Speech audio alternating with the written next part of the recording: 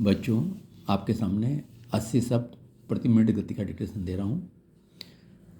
Yes, start. इस महीने शुरू होने जा रहे देश के 5 राज्यों के विधानसभा चुनावों ने लोकसभा चुनाव से पहले सत्तारूढ़ भाजपा और हाल ही कांग्रेस के नेतृत्व में गठित विपक्षी गठबंधन इंडिया के बीच एक प्रकार से सेमीफाइनल का महत्व हासिल कर लिया है।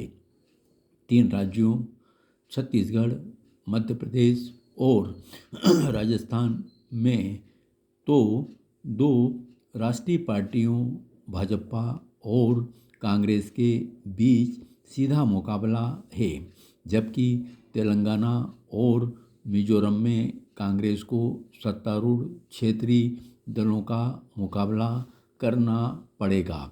अगर कांग्रेस इन राज्यों में बेहतर प्रदर्शन करती है तो लोकसभा चुनाव से पहले भाजपा पर दबाव बढ़ेगा।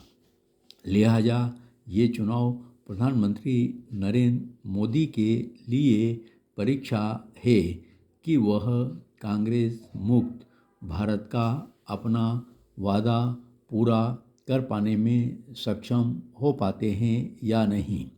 5 साल पहले हुए विधानसभा चुनाव में कांग्रेस तेलंगाना और मिजोरम में बुरी तरह हार गई थी, जबकि छत्तीसगढ़ में उसे जबरदस्त जीत मिली थी और मध्य प्रदेश एवं राजस्थान में उसने कुछ सीटों के अंतर से जीत हासिल कर 3 राज्यों में भाजपा को सत्ता से बेदखल कर दिया था। मगर मुश्किल से 1 साल बाद ही बड़ी संख्या में विधायकों के साथ सिंधिया के दल बदल के कारण भाजपा मध्य प्रदेश में सत्ता वापस हासिल करने में कामयाब रही।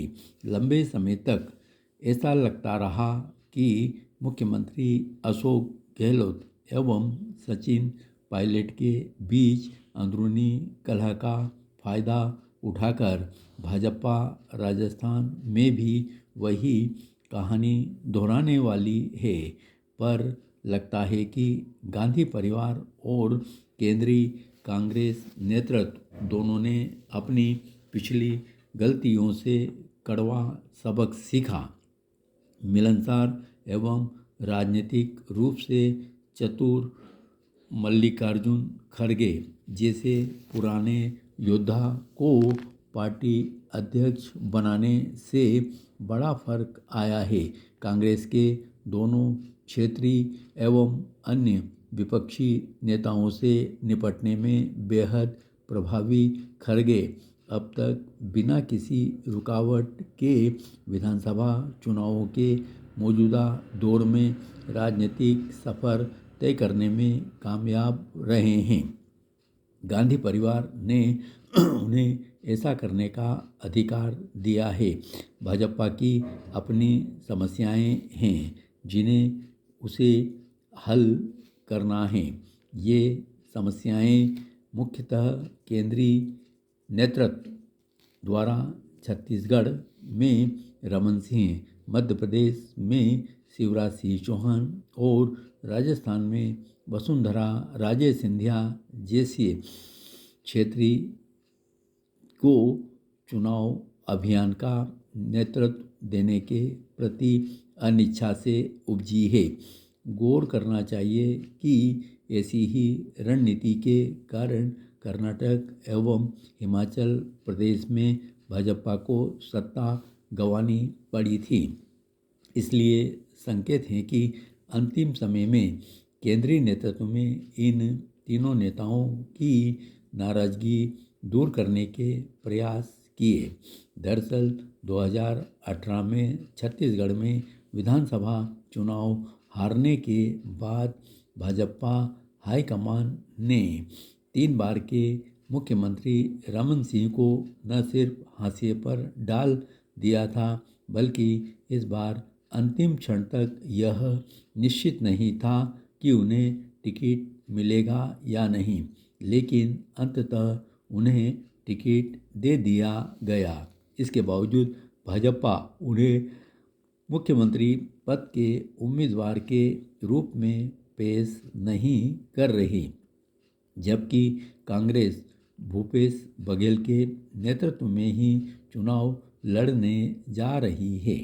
इसी तरह मध्य प्रदेश में लंबे समय तक मुख्यमंत्री रहे शिवराज सिंह चौहान भाजपा की जीत होने पर भी मुख्यमंत्री बनाए जाने को लेकर आश्वस्त नहीं हैं। एक बार फिर पार्टी का केंद्रीय नेतृत्व इस दुविधा में फंसा है कि चुनाव में पार्टी की संभावनाओं को नुकसान पहुंचाए बिना चौहान का कद कैसे छोटा किया जाए। सिंधिया के घटते प्रभाव ने इसे और जटिल बना दिया है। जिनके पूर्व वफादार अब फिर से कांग्रेस में लौट रहे हैं। राजस्थान में भाजपा के लिए राह तुलनात्मक रूप से आसान होनी चाहिए, जहां मुख्यमंत्री अशोक गहलोत को सत्ता विरोधी रुझान और नाराज प्रतिद्वंदी सचिन पायलट दोनों का सामना करना पड़ रहा है। लेकिन भाजपा यहाँ भी दुविधा में है कि राजनीतिक नुकसान उठाए बिना प्रभावी पूर्व मुख्यमंत्री वसुंधरा राजे सिंधिया को कैसे कमज़ोर किया जाए। पिछले महीने एक समय ऐसा लगा था कि भाजपा नेतृत्व वसुंधरा राजे के वफादारों को टिकट नहीं देने जा रहा, लेकिन राजे के तेवर को देखते हुए केंद्रीय नेतृत्व ने अपना रुख बदला और अंतिम क्षण में उनके वफादारों को इस उम्मीद में टिकट दिया कि इससे वह आश्वस्त होंगी। इन तीनों चुनावी राज्यों में भाजपा और कांग्रेस के बीच सबसे बड़ा अंतर यही है कि भाजपा ने किसी को मुख्यमंत्री के चेहरे के रूप में पेश नहीं किया है और वह प्रधानमंत्री मोदी के नाम पर वोट मांग रही है, जबकि कांग्रेस ने अपने मुख्यमंत्री पद के उम्मीदवार पहले से ही तय कर रखे हैं। अब देखना यह है कि इसका चुनाव में क्या असर पड़ता है। हिमाचल एवं कर्नाटक के नतीजों को देखते हुए भाजपा के लिए यह चिंताजनक होना चाहिए।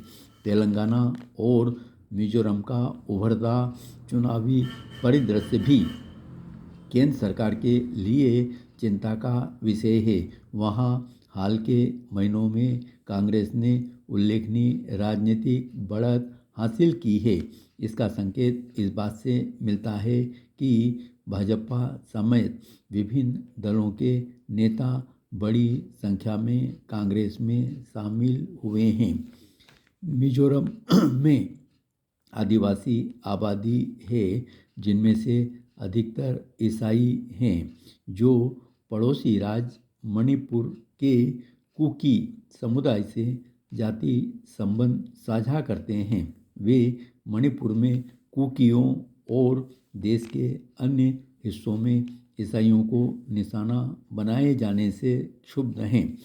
भाजपा के नेतृत्व वाले राजग से संबंध होने के बावजूद केंद्र सरकार का पर्याप्त विरोध न करने के कारण सत्तारूढ़ मिजोरम नेशनल फ्रंट के प्रति राज्य में असंतोष है।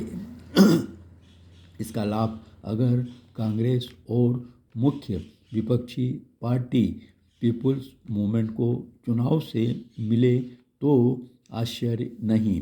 फिर भी यह देखना बाकी है कि क्या कांग्रेस पूरी ताकत से चुनाव लड़ते हुए अपने विरोधियों को कमजोरियों का फायदा उठा पाएगी। यह काफ़ी कुछ समय बाद पर निर्भर करेगा कि आने वाले हफ्तों में गति खोए बिना पकड़ बनाए रखी जा सकती है या नहीं, क्योंकि अनुमान यह है कि प्रधानमंत्री नरेंद्र मोदी का चुनावी रथ जब रफ्तार पकड़ेगा तब शक्ति और संसाधनों के मामले में प्रभावी भाजपा को उसका फायदा मिलेगा।